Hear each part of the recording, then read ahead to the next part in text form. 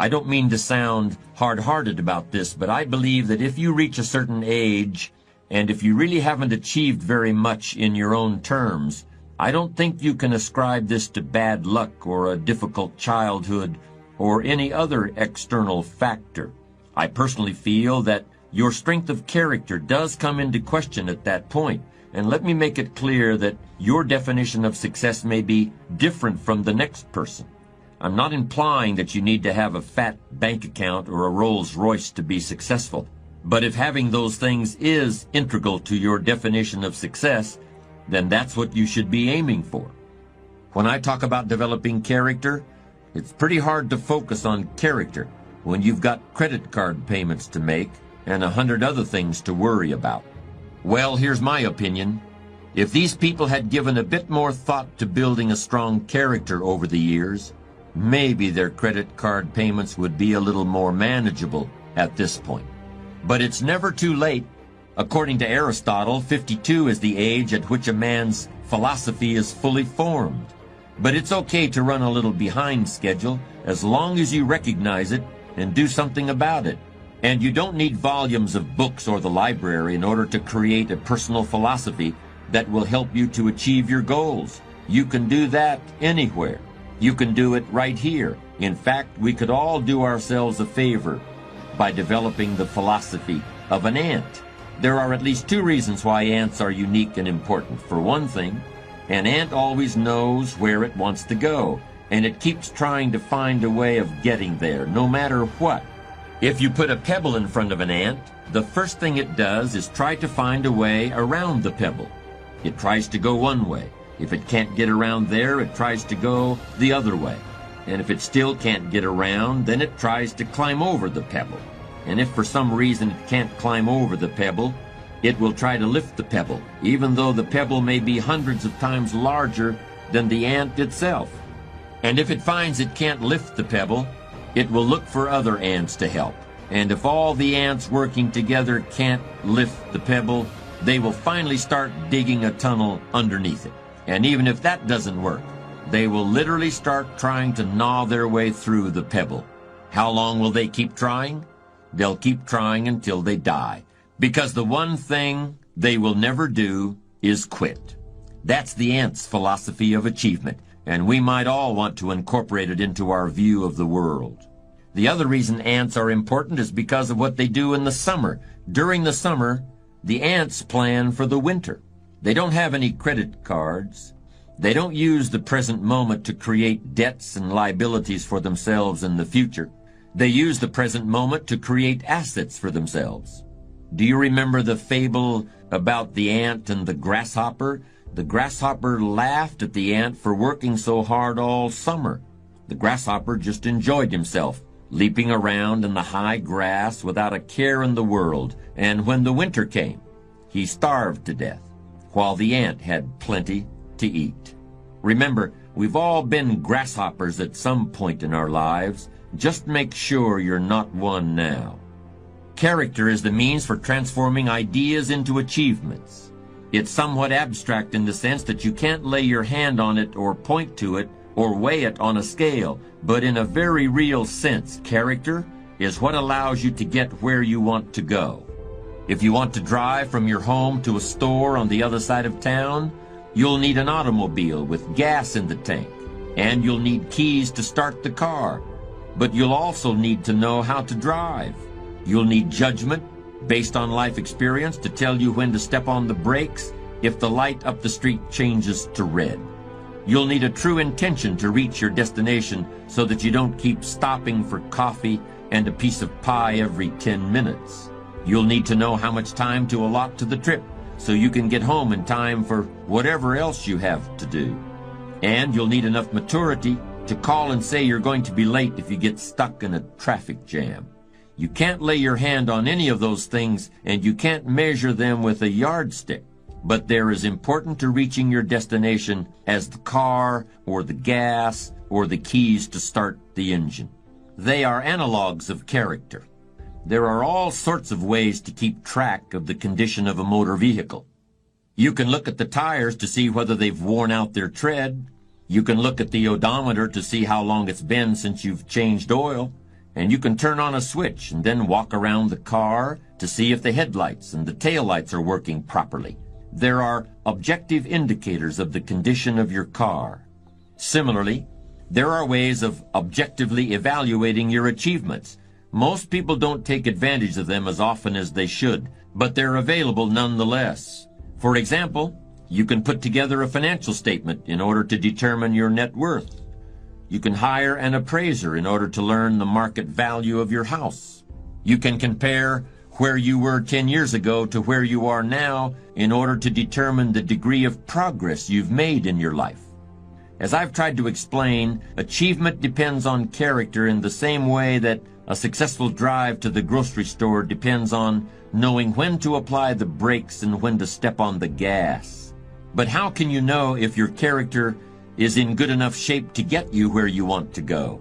To continue the metaphor we've been using, there are ways of discovering whether you still know how to drive without having an accident.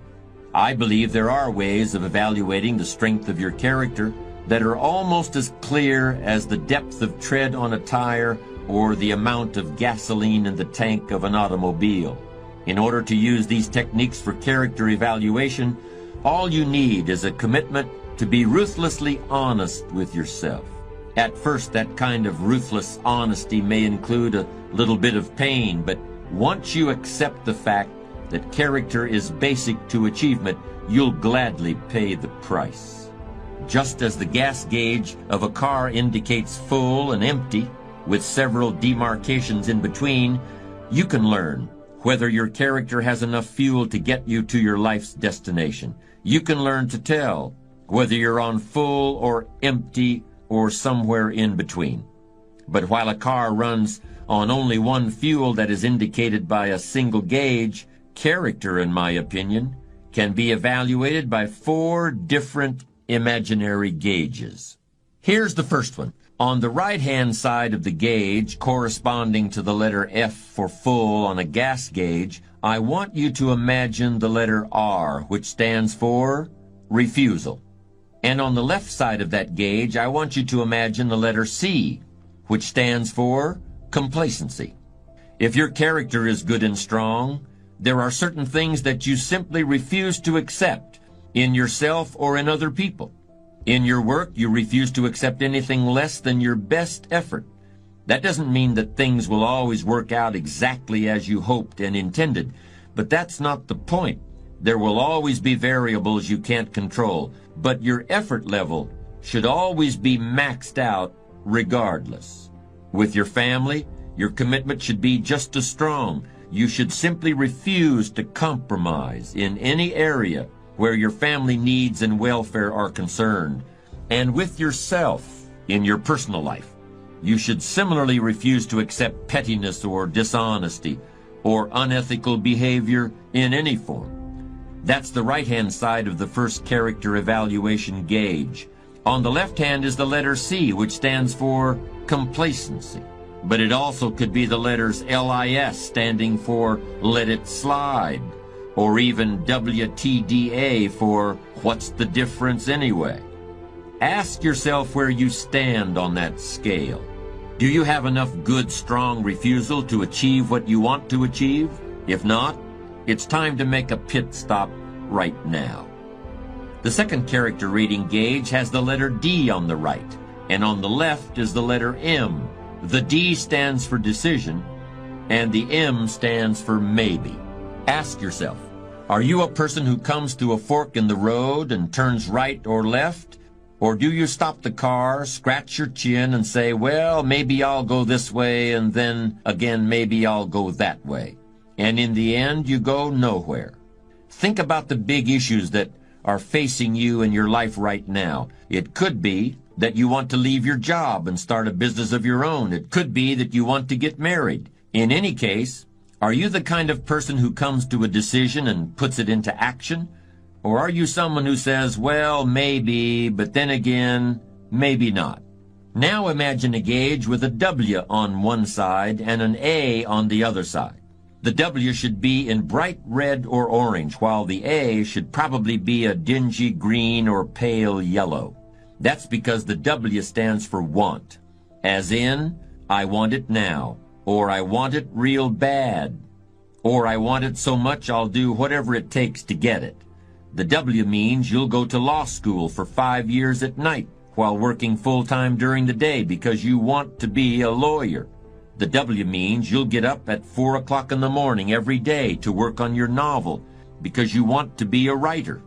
It means you'll travel from one end of the country to the other many times in order to find a doctor who can make your child well. I know people who have done all those things because they wanted something and eventually they got it. The A stands for apathy. That's where you really don't care what happens. And if you really don't care what happens, it's just as well because it certainly isn't going to be anything good. Now we come to the last of our imaginary character gauges. On the right-hand side is the letter P, and that stands for promise. And on the left-hand side is a letter F, and that stands for fear. If you are a person of strong character, you will promise yourself that you will achieve your goals or what? It doesn't matter, because you never consider that possibility. You have made a promise, and you're going to keep it. When you set out to drive to the grocery store, you don't stop at the doorway and think, what will I do if I don't make it? You simply intend to get to the grocery store. You know you're going to get there. You will get there. It's simply assumed. Fear is simply the inability to make a promise to yourself. It kicks in when you start thinking about all the bad things that can happen to you on the way to your destination. And before long, you're thinking, wouldn't it be easier just to stay home? Isn't it safer to just stay in bed? Isn't it better to pull the covers up over my head? In this discussion, we've been using the metaphor of going across town in a car. Let me conclude by referring to another little excursion, and it's one that I know for a fact you have already taken. When you were learning how to walk, you made a silent promise to yourself that you were going to do it. It may have been scary at times. You surely stumbled again and again. Tears surely fell from your eyes, but no matter.